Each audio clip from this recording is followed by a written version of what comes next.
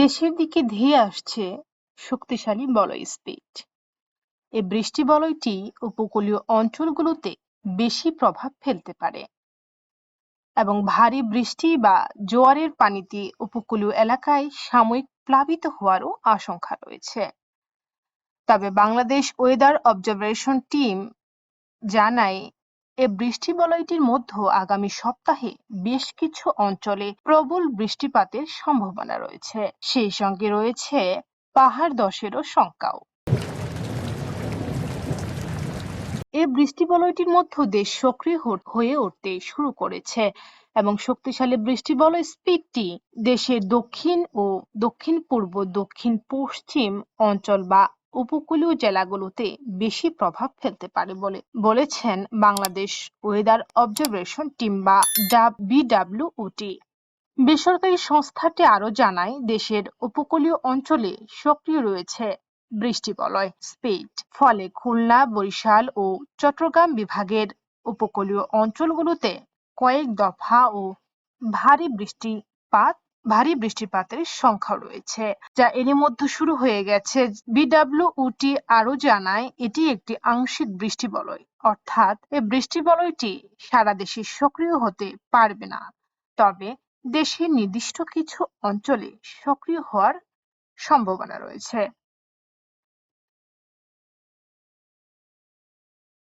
বৃষ্টি বলয়টি দেশের প্রায় 60% অঞ্চলে মেঘ বৃষ্টি ঘটাতে পারে।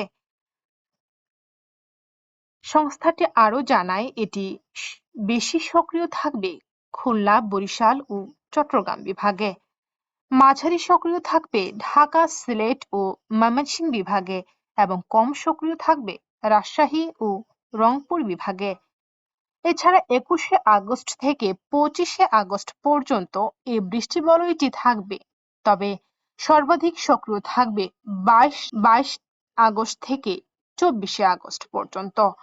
শক্তিশালী বৃষ্টি বলয়ের ফলে দেশের দক্ষিণাঞ্চলে ভারী বৃষ্টি ও জোয়ারের পানিতে সাময়িক প্লাবিত হতে পারে। এছাড়া বৃষ্টি বলয় স্পিড এ অধিকাংশ বৃষ্টিপাত হতে পারে, একটানা দীর্ঘস্থায়ী বা ঝাঁকিয়ে ঝাঁকিয়ে বৃষ্টিপাত হতে পারে। তবে কিছু কিছু অঞ্চলে এই বৃষ্টি বলয় 21শে আগস্ট দেশের উপকূলীয় অঞ্চল দিয়ে দেশে প্রবেশ করবে এবং আগামী 25শে আগস্ট খুলনা দিয়ে দেশ ত্যাগ করতে পারে।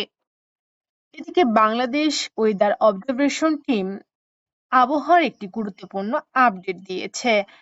পরবর্তীতে 48 ঘন্টার মধ্যে সাতক্ষীরা, বাগেরহাট, খুলনা, পিরোজপুর, ঝালকাঠি, বরগুনা ও পটুয়াখালী, ভোলা, নোয়াখালী, লক্ষ্মীপুর, ফেনী, চট্টগ্রাম, কক্সবাজার, বান্দরবান, রাঙ্গামাটি ও হাতিয়া, সন্দ্বীপ, কোতবদিয়া, টেকনাফ, সেন্ট মার্টিন সহ খুলনা, বরিশাল ও চট্টগ্রাম এবং ঢাকা বিভাগের কয়েকটি জেলায় ভারী থেকে অতি ভারী বর্ষণের সম্ভাবনা রয়েছে।